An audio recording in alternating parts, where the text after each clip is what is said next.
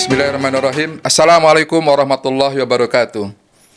Alhamdulillahilladzi arsala rasulahu bil huda wa dinil haq liyudhhirahu 'ala dini kullih wa kafa billahi syahida. Asyhadu an la ilaha illallah wahdahu la syarikalah wa asyhadu anna Muhammadan abduhu wa rasuluh la nabiyya ba'dah amma ba'du. Kaum muslimin yang berbahagia, alhamdulillah wa syukurillah kita bisa kembali memasuki bulan Ramadan. Semoga Allah memberikan kita kekuatan, taufik dan hidayah, kesehatan sehingga kita bisa menikmati indahnya ibadah di bulan Ramadan ini. Mungkin saudara-saudara pernah mendengar atau mungkin masih hafal lagu Tombo Ati ya, yang dipopulerkan oleh Opik ya. Nah, Tombo Ati itu adalah maksudnya obat hati. Rasulullah pernah menjelaskan pada kita bahwa di dalam tubuh kita itu ada segumpal daging, di mana kalau segumpal daging itu bagus, maka baguslah tubuh kita, baguslah hidup kita. Dan kalau segumpal daging itu buruk, sakit, maka sakitlah hidup kita, sakitlah tubuh kita. Dan segumpal daging itu adalah hati. Tentu hati yang dimaksud di sini adalah bukan hati fisik, bukan hati liver ya, tapi kolbu, ya, hati jiwa kita itu. Hati juga berpotensi terkena penyakit. Ya, apa saja penyakit hati itu? Ya, contohnya adalah sombong, takabur, iri dengki. Apa yang kemudian bisa menjadikan hati kita itu sehat? Kenapa harus sehat? Kalau hati kita sakit, maka konsekuensinya bukan hanya di dunia ini. Bisa-bisa kita gagal masuk surga gara-gara misalnya punya sifat sombong. Oleh karena itu kita harus bisa menjamin bahwa hati kita itu sehat. Nah, di sini ada 5 yang menjadi obat hati. Apa saja? Yang pertama adalah membaca Al-Quran beserta artinya. Tentu kita di bulan Ramadan diminta untuk memperbanyak tadarus Al-Quran. Tentu akan lebih bagus lagi kemudian kita juga memahami maknanya atau membaca tafsirnya.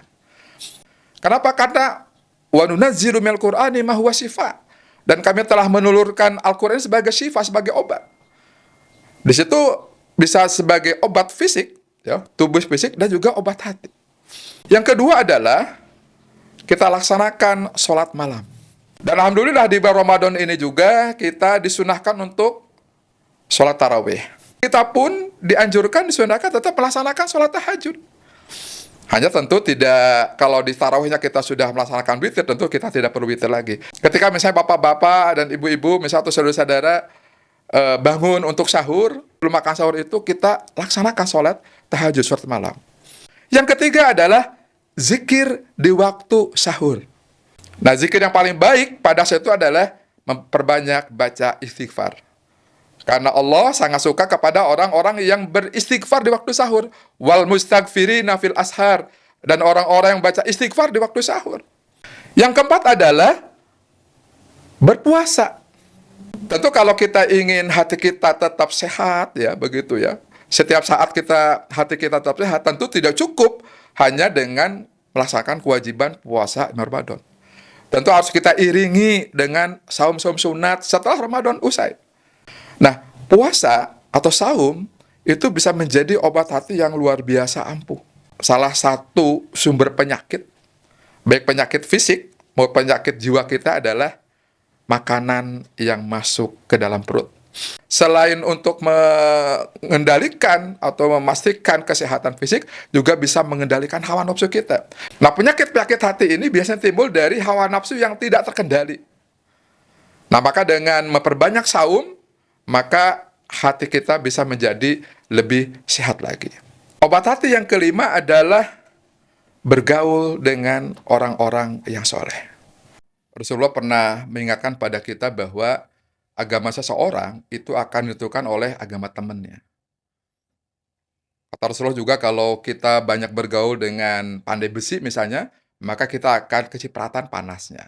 Kita banyak bergaul dengan pedagang minyak wangi atau pedagang parfum, maka kita akan kecipratan wanginya atau harumnya.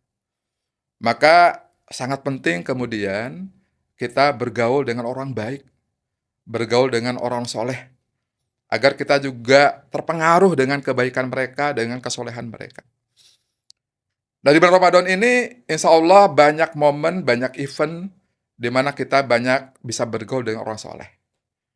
Ya tentu ketika kita berjamaah 5 kali sehari di masjid, maka kita bergaul dengan orang-orang yang ahli masjid, ahli ibadah. Kemudian di malam Ramadan ini kita melaksanakan sholat tarawih berjamaah dengan mereka. Setelah itu misalnya membaca tadarus bersama mereka, bergaul sama orang-orang soleh. Insya Allah ini akan menjadi obat hati ya. Karena ketika kita melakukan misalnya atau ada sifat-sifat yang buruk, maka teman-teman kita yang soleh itu akan mengingatkan kita. Mereka tidak akan membiarkan kita berada dalam kondisi yang buruk.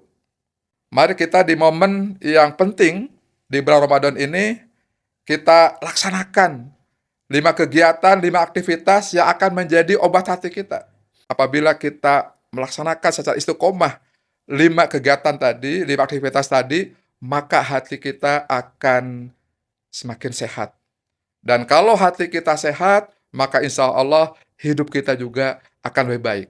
Bukan hanya di dunia, tapi juga di akhirat nanti. Demikian dapat sampaikan. Terima kasih. Selamat menjalankan ibadah Ramadan. Assalamualaikum warahmatullahi wabarakatuh.